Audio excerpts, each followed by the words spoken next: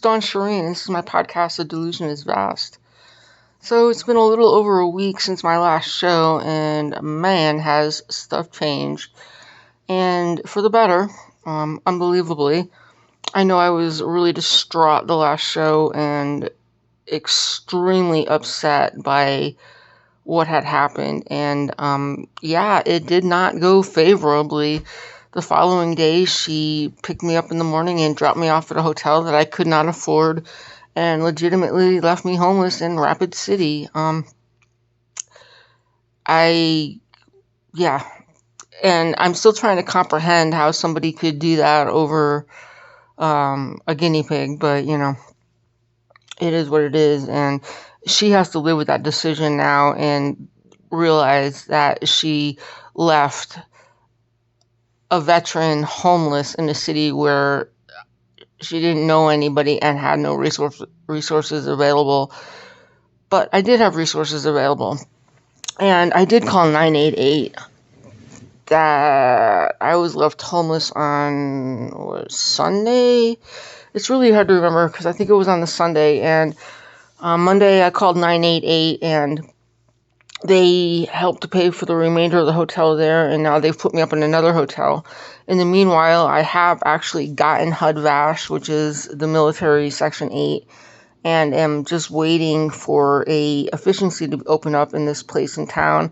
Had to do paperwork, they need to check on my banking and all that stuff. But things happen immediately here. This is not like Flagstaff where you can just linger forever and wait for help to happen. They take shit serious here in Rapid City, and I'm grateful. I mean, if anything bad was to happen anywhere, let it be in Rapid City where they take action and don't fuck around. A lot's come up now because of that.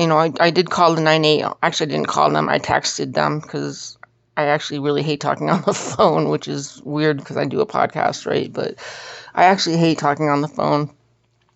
So I texted 988 and they gave me a group of resources that night, and I woke up the following morning, went down to the free breakfast at the Best Western, Rushmore in Rapid City, which I cannot recommend highly enough to anybody traveling through Rapid City.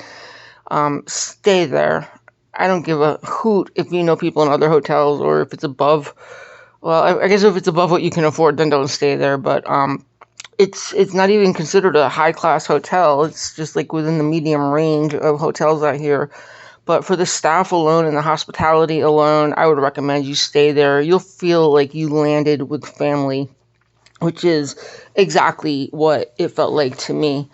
The front desk girl helped me with the returns that Monday. Yeah, so I landed there on a Sunday, and that Monday, because it was raining and it was really bad out, and I had to get those returns back, because first of all, there was just a lot of them, and they were bulky, they were taking up room, and I needed the money, which I still haven't got yet, but the refunds are processing, so stuff is working out and that. But she actually, was allowed to leave the front desk, drive me to the UPS store, wait with me, and then bring me back. That's what I'm talking about, hospitality plus right there. The manager took the desk over so that she could help me for that, I'm going to say 20-minute period of time, because as with all things working out, the UPS store was on it and got the returns processed in record time. I'm under 10 minutes for 5 returns of 2, which were extremely heavy and bulky and hard to move around. And it was amazing, and from somebody who doesn't really like to ask for help and then having to ask for help and receiving it, and not in a way of oh, you owe me, but just receiving it because that's what they wanted to do. They wanted to help me, has been literally mind-blowing to me. So we got the returns done and came back, and I wrote them fabulous reviews on everybody who asked me to write them a review. So Google, TripAdvisor, for the Best Western itself sent me a survey, and I cannot give them enough stars. I cannot say enough about how well they treated me, and and just the amazing hospitality that they showed there. They should really be like the training ground for all Best Westerns to show people how to treat their guests properly and with care and with empathy and with all that stuff that goes along with being a traveler and not being in your home. They made it home for me during those 6 days that I stayed there, and I will never forget how amazing they were to me.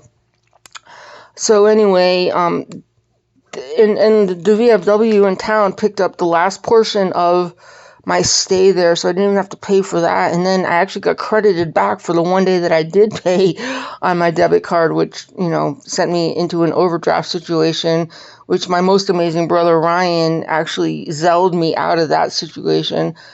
And then I Zelled him back the money, and then he Zelled it back to me because it's just the way this is going. I'm just being blessed upon blessed, and it's amazing.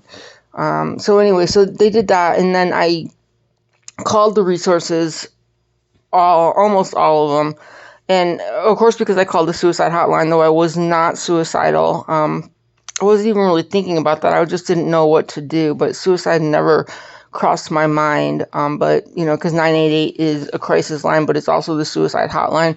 Of course, they go into all those questions. So my past mental health issues did come up into play, and I'm okay with that. I don't hide it. You all know that.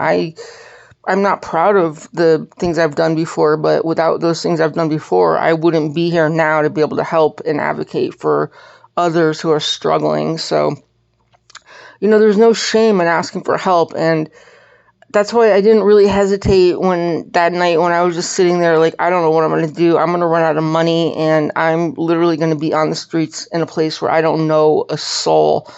And not that I'm scared to be on the street. I've done it. I've lived it, but I knew people, and I had some kind of support or contact or something. Like, I knew where to get food. I knew where the safer places were to be at night. But in this town, I don't know any of that. I'm learning, and I'm learning that I really don't want to be on the streets out here. It's nothing like Flagstaff, which is uber danger. But, this is a city, and there's some dangerous people floating around here, and I'm not going to be stupid and think that I know everything, because I totally don't know much. And I for sure would have thought I found a safe place. That would have just been a killing ground, right? So grateful for the VFW for picking that up. And then I fell into, oh my gosh, what is it called? I can't remember. But they hooked me up with this guy, Mitch, who became my case manager, who got me immediately approved for HUD-VASH, like immediately on the spot approved for HUD-VASH, which would make my old boss probably like just lose her skin to think that, this terrible, awful, liar, decrepit, nasty looking person, whatever the hell it is that she thought that I was actually receiving all the benefits and all the help and everything that she so desperately didn't want me to have. It's really come to my belief that, I'm not saying that she was part of the Flagstaff thing with the stalking and all, but that she had absolutely no respect for me whatsoever. She didn't fucking care about me at all. She took one look at me coming off that 60-hour trip on Greyhound and judged me harshly. And then when she found out about Sir, it was bottoms up on that, which is really funny, because running a quote unquote high class resort like they are, that is just ridden with mice and vermin and bugs and all kinds of nasty. It's really funny, her overreaction to Sir. But it just goes to show that, if a guest comes and confronts her about the mouse issue in these high-end cabins on their shit-stained resort, that how she's going to react. It's really telling what people do when they could be in the exact same situation and not have a leg to stand on. I'm going to guess her life is actually a shit show that she tries to keep hidden. I met her brother, and he's a pretty boy for real. And I can tell that they were both brought up in a way where they never had to own their own shit or take any accountability for anything. So I kind I mean, because I forgave her for being a cunt. I mean, what else can I do? You know, I've gotten everything that I could ask for plus more after this situation. But you know, people like her don't do real well in the real world for a long time. She's gonna get a guest that comes in there and is gonna be just like me, a real person who's not plastic, who says it like it is, and is gonna tell them that their resort is a rodent infested horse shit resort. And what is she gonna do then? I've thought about it. Any place that has straight 5-star reviews is not realistic. There's no place that doesn't have one bad review. I don't care what it is. I was looking over the Best Western, and though I thought it was a 5-star, they had 1-star reviews. Not everybody is accommodated in a way that the business wants them to be. Not everyone is happy. You're always going to get that Karen that is just not going to be satisfied by anything. And I'm not going to review the resort because I didn't pay to stay there, right? I only actually made it there for one night before she bounced me out of there. I spent time in her vacation home without a contract, under no contractual obligations through the VRBO or whatever the hell it was that she was trying to say that I breached, which was nothing, because I had never signed a fucking contract with her. The idea wasn't for me to stay in a home. The idea was for me to go immediately to the resort, set up a tent, and live there. I wasn't supposed to have this 10 days of grace period or whatever the hell while she decided that she didn't like me and she didn't like my work ethic and she didn't like this and she didn't like that and she didn't like the fact that I had a broken eye and she didn't like this and that and she didn't like the fact that I was 60, which I could actually take her up on discrimination charges if I wanted to, and I could also have her in trouble with the labor board for paying me under the table for the hours I did work, trying to scoop me out the door. But you know what? I don't need the problems. And due to the fact that I'm not going to go that route, my life will continue to excel. And because of the fact that she is actually the liar and she is actually the deceitful person in this whole scenario, her life is going to suck nuts if it isn't already doing so. The fact that she told me that her husband was thinking of divorcing her over the fact that she let me go says more than I ever needed to hear. So I'm going to let it just go. I'm not going to leave them a review. I am going to say that the one night that I did spend at the resort in one of their mice-infested cabins was actually one of the better nights sleep I've had. I never slept in her house because I didn't feel right there. It felt creeped out. It was just like, why aren't you setting me up to where my job is? Why are you doing this? In hindsight, 10 days and only 22 hours should have told me everything I needed to know and know that I was being set up by her, but it's over and it's done. I'm just going to kind of leave it on like, it is what it is. There's nothing good. There's nothing, it's a terrible place. Don't stay at a horse shit resort in South Dakota. Okay. But, it is what it is, and I don't need to balance the scales any more for her than what God will do. So we're going to leave it at that. Otherwise, like I said, I got the HUD rash. There is a efficiency that my case manager is, we filled out the application on Monday. Today's Tuesday the 6th. And I thought tomorrow I'd be moving in, but I had a paperwork glitch with the HUD rash because I'm not thinking straight and only gave him partial bank statements. So today I finally figured out how I could get him all my bank statements and did so. And didn't hear back yes or no. So I'm sure that went through because he would have immediately caught me back up and been like, no. And the problem is that the bank that I bank through, there's not one in Rapid City. The closest one is Sioux Falls, 200 miles away.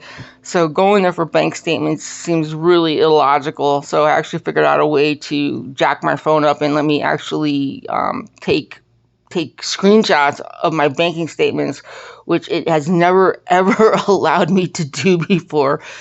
But today, by the grace of God, it did allow me to take screenshots of my bank statements and emailed them off. And you know what? We'll see what happens.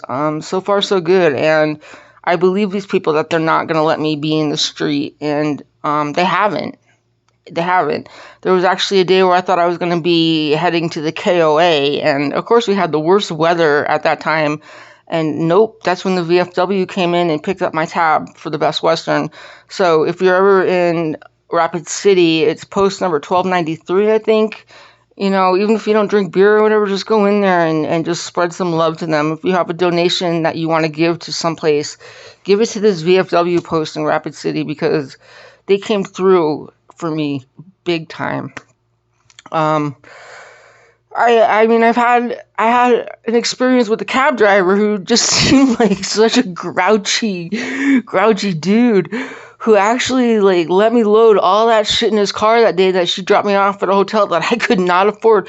Now, why she didn't take me to the hotel that I'm at right now, which is a roadway, and it's decent enough for what it is, and again, I'm not paying for it, so I really can't complain about anything. But why she didn't drop me off at a place that was more affordable than a place that's like $155 a night, just shows the fact that she wanted me to fail, that she wanted me to be homeless in this town. Because they're literally, I don't know, 800 steps away from each other, because I walked the distance today, and I was like, why did you do that? Like, that's stupid. All you had to come was down the hill, and there's like a whole slew of cheaper hotels that you could have thought to bring me to, but no. Anyway, and it's funny because the one that she dropped me off at is like a sister to the Best Western that I stayed at, but more expensive because there's actually some kind of a water park or something that's part of it, I guess. So they like get to up the price because you get free admission to the water park with the your guest, staying in the room. But I don't think anything is really free, so somehow that water park experience is part of your price of staying in the hotel. And I never would have used the water park. I haven't used any one of the pools yet at the hotels I've been at. It's not my thing. But it just goes to show her character, again, of knowing that she was fucking me over, underpaying me. And then in hindsight, it was like, so they're paying me $12 an hour to do this fucking horrible job that she can't figure out why nobody's giving their all to, when you're paying somebody $12 an hour to work at a quote-unquote high-class resort that is, horseshit resort. And it's so funny to me. I mean, okay, so the labor rate here is very different from Flagstaff. Okay, I'm not gonna lie. You're not gonna find a $22 an hour job here at McDonald's, but it's still like it balances because the prices are cheaper for everything except that hotel. So it's working out. So like I said, I got the HUD VASH taken. I've got it. I have HUD VASH. The voucher thing will probably be taken care of tomorrow because of the issue with the bank statements. I'll probably be moving into my new place by this weekend. I have this hotel until Saturday, but I mean, it's renewable because of the way that this shelter system works out here. So I'm not going to be on the street at any time, but it would be, I actually can't wait to actually get a set of keys in my hand again and be like, this is my place. Here I am. I don't care how small it is. There's not going to be a stalker bill there. There's not going to be broken water. There's not going to be water running through the electrical. There's not going to be any of this stupid shit like I was dealing with in Flagstaff.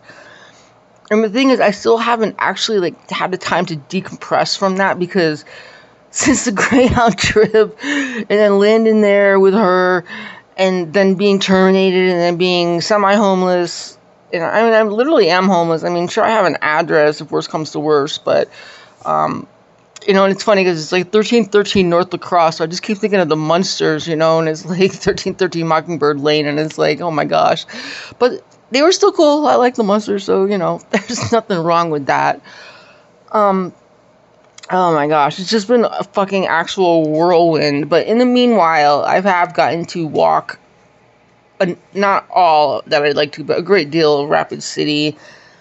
I love the vibe. I love the art. The people are kind. Not her.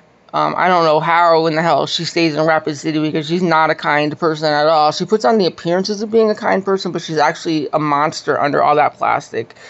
Her husband, on the other hand, is a very nice man, comes from Wyoming, and I don't know why the hell he hooked up with her. She must do something he likes very well, but, that can't sustain a marriage forever, so,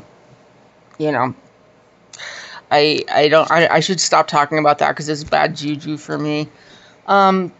So in the meanwhile, like I said, my brother has come through for me in a way that I never expected. And though he helped me to like not sustain overdraft charges on that one thing that happened, and then I got charged back anyway, and kind of made money on it. And I don't know if that's like really good to say in a situation like this, but I kind of made money on that deal. I'm just blessed, I'm just blessed. I have another guy out at Fort Meade write me this most bomb resume that I'm reading it and I'm going, is this me? Apparently it is. Or apparently the guy is just a master at writing resumes, but either way, it's crazy. And I could probably get a really good broadcast job with this resume, the way that he wrote up my experiences with Dancing with Bipolar and The Delusion is Vast as a podcast creator and host and all that stuff.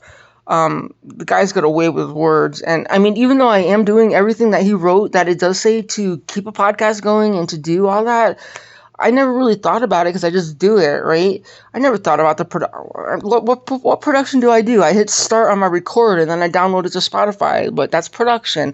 I never edit, but he still said I edit, which is okay. But maybe I could edit here and there a little bit, but I still don't ever edit. But the scheduling, I pick up my phone and I hit record and I do it whenever I feel like I have something to say. Dancing with Bipolar was a little bit different. There was a lot of guests on Dancing with Bipolar, and that did take time, and that was an absolute skill set that he put a highlight on, so I can be grateful for that. But I probably will not do interviews on The Delusion is Vast. I've been reading other podcasters' things on Reddit and stuff, and it seems like getting guests is just sketchier and sketchier as time goes on, and this isn't like Dancing with Bipolar where I have an actual topic where I could pull people in and be like, we need to talk about, your mania, or we want to talk about your postpartum, or I want to talk about why you tried to kill yourself and what you've done since and how you got over that and through that and all. I might in the future, but I don't know, man. It just doesn't, I don't know. Like I said, we'll see, but things are still really fluid with that. But the way this guy wrote up my resume is like, it makes me sound like a freaking rock star. And bonus of all bonuses, I now have a straight up honorable discharge. It's not under general conditions anymore. They went in and they fixed that, and I just have a straight up honorable discharge. After all these years of holding that shame, and it was still an honorable, but it wasn't an honorable in my eyes. And I just have a straight up honorable discharge now. I don't have to give any of these stories behind, no, I have honorable. It's an honorable discharge. There's no questions asked about that. Nobody asked you why you got an honorable discharge because you just do, right? So it's just been amazing. And all because I asked for help. All because I knew I was beaten. I knew I didn't know what to do, and I called. Well, I didn't call. I texted 988, and I just accepted the help. I have been accepting the help, and that's new for me. Like, accepting help is a weird thing for somebody as headstrong as I am, and it's like I can do it on my own. And even sometimes now, I still find myself not really fighting them, but kind of like, I could do that. I could do that, but could I? Not yet. I don't know Rapid City well enough yet to know anything. I'm just finally starting to understand how the streets work in town, right? I'm just finally starting to find more of the presidents other than the 6 or 7 main ones that I knew when I was at their beautiful vacation rental home, or, oh my God. Anyway, let's not get into that. But I'm just finally starting to find the parks. I'm starting to get the feel of the city. Of course, I found the rink immediately, called the Monument out here, but because that's something that's important to me, because now that I'm in Rapid City, I have a team I can support, and I am gonna be at every Rush game this season, fingers crossed, because they got to make the playoffs next year, and if I'm here, then that will happen. That's just how I look at it. My luck will carry over to them, and whatever they get for being an ECHL champion, God bless them. They get to bring a trophy home to Rapid City, and I can proudly claim this is my city and this is my team. Something I haven't had since Hartford, since the Whalers left. So, It's a big deal. It's a big deal staying here. It's a big deal not to leave with my tail between my legs because some bitch decided that she didn't like the fact that my husband broke my orbital when I was 25 years old and wants to hold that against me at the age of 60. What the fuck is wrong with you, princess? You know, and the bonus is my brother is back in my life in a big way, and I didn't use him, and I didn't lie to him, and I'm a different sister than he ever knew. And that's something to be proud of. That's a big deal. And other people are starting to see that I'm not a wuss, you know. I came out here for a job that didn't work out, and I'm still here.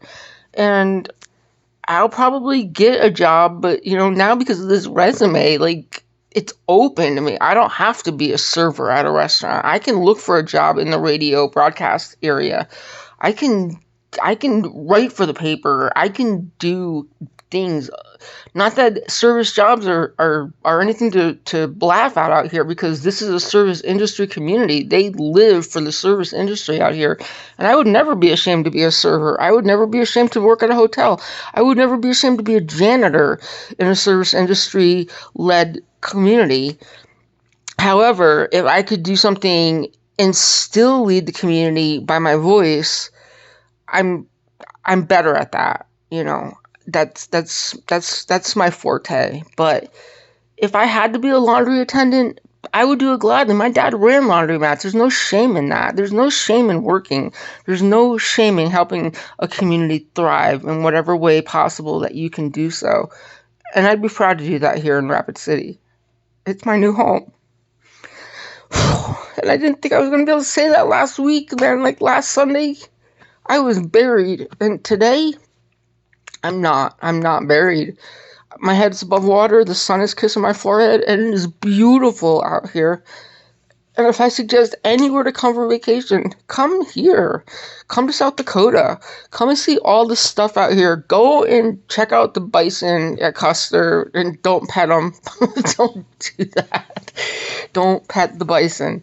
You know, go to Mount Rushmore, though it wasn't one of my favorite things when I came out here before. I might see it with different eyes this time, because the pride in America in South Dakota is just evident everywhere you look. And it's no joke. These people are proud Americans, and God, I'm so gracious. I'm so grateful they accepted me here. And you know, this is it. This is home. This is where it's happening. And yeah, I'm weeping because I haven't had that since Westbrook, maybe, when I left for the Air Force at 19 years old. I was proud of my hometown there, but when I came back, was I proud to be in Meriden? Was I proud to be in Wallingford? Was I proud to be in any of those places? Was I proud to be in Arizona? Oh, fuck no. I hated Arizona. It was nothing but 14 years of straight hell in Arizona. And here I am now, and I've already been accepted by people. It's just different vibe. And I guess, like, you know when you hit the place you're supposed to be at, because it all makes sense. And everything I went through to get to this point makes sense. I'm so grateful. I'm grateful for all the shit. I'm not grateful for being stalked, but I am grateful that it got me out of Arizona. I'm not grateful for that bitch at Horse Shit Resort, but I am grateful that it got me to South Dakota. And that's really the last I want to talk about, those two things. I don't know what's going on with the stalking. I don't know what's going on with the civil rights case. I don't know what went on with the housing inspector with the old trailer. I don't know any of that, and I'm not looking into any of it. As soon as I can, I'm going to get my number changed to a South Dakota number, and I should have my own permanent address, like, by Saturday, and then I can really, like, I mean, I already feel like I'm here, even though, you know, 1313 North Cross Street is not going to be my permanent address by any way, shape, or form. It is for now, and I'm not ashamed of it, okay? I'm here. I'm in a place I love, and there's no turning back from that.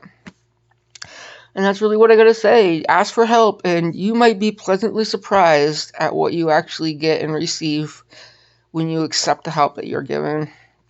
I love it here. Anyway, this is Dawn Shireen. This is my podcast, The Delusion is Vast, and hey, let's all stay alive, okay? Later.